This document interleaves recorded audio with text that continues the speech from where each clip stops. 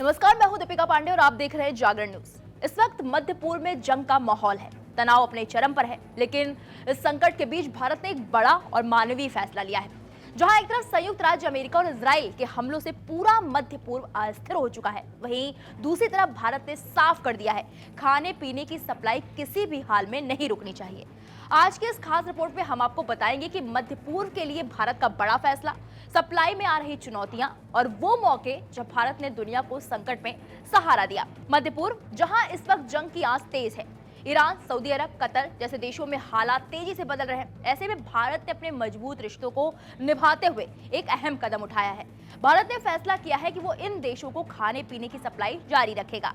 हाल ही में वाणिज्य सचिव राजेश अग्रवाल ने कहा, चल रहे संघर्ष की वजह से पैदा हुई रुकावटों के बावजूद भारत मध्य पूर्व के देशों को खाद्य सामग्री की आपूर्ति जारी रखेगा। हालांकि शिपमेंट का पैमाना लॉजिस्टिक्स से जुड़ी चुनौतियों और बढ़ती लागत पर निर्भर करेगा। सरकार यह सुनिश्चित करने के लिए कई रास्तों पर विचार कर रही है कि जरूरी चीजों की सप्लाई में कहीं कोई रुकावट ना आए।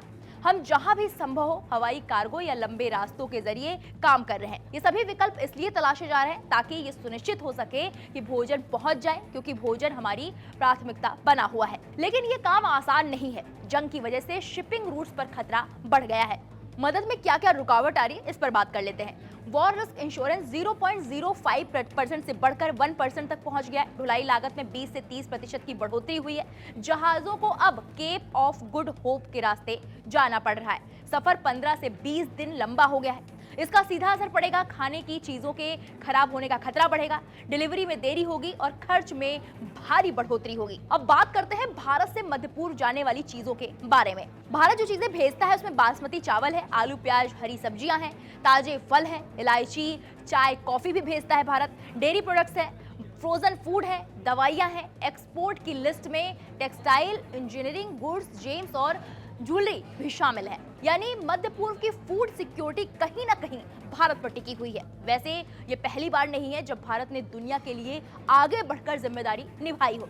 आइए आपको आगे दिखाते हैं वो मौके जब संकट में भारत बना पूरी दुनिया का सहारा। कोविड-19 महामारी की बात कर लेते हैं। 2020 से 21 जब पूरी दुनिया वैक्सीन के लिए संघर्ष कर रही थी, तब भारत ने वैक्सीन मैत्री के तहत नेपाल, बांग्लादेश, श्रीलंका, ब्राजील, दक्षिण अफ्रीका समेत 100+ देशों को वैक्सीन भेजी थी। तुर्की, सीरिया में जब भूकंप आया था 2023 में, भयानक तबाही के बाद भारत ने ऑपरेशन दोस्त चलाया, एनडीआरएफ टीमें भेजी, मेडिकल सहायता दी और राहत सामग्री पहुंचाई है।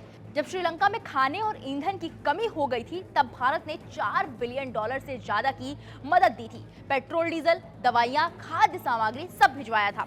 यूक्रेन संकट 2022 में युद्ध के बीच भारत ने ऑपरेशन गंगा के जरिए हजारों छात्रों को सुरक्षित निकाला था, साथ ही मानवीय सहायता भी भेजी थी। मालदीव पानी संकट जब 2014 में हुआ था, जब राजधानी माले में पानी खत्म हो गया, भारत ने तुरंत पानी और सप्लाई भेजकर हालात संभाले थे वहां पर। मोजाम्बिक और अफ्रीकी देश की बात कर लेते हैं, जहां चक्रवात संकट आया था, भारत ने राहत सामग्री और बचाव दल भेजे थे वहां पर। यानी हर संकट में भारत ने सिर्फ अपने बारे में नहीं सोचा, बल्कि पूरी दुनिया के साथ खड़ा रहा। आज जब मध्य पूर्व जंग की आग में जल रहा है, तो भारत फिर एक बार मानवता और जिम्मेदारी का परिचय दे रहा है, क्योंकि भारत वसुधैव कुटुंबकम की नीति पर चलता है। खाने की सप्लाई जारी रखने का ये फैसला सिर्फ व्यापार नहीं है, बल्कि भरोसे और रिश्तों की मजबूती का संदेश है। इस पूरे मामले पर आपकी क्या राय है, हमें कमेंट बॉक्स में जाइएगा और जरूर बताइएगा।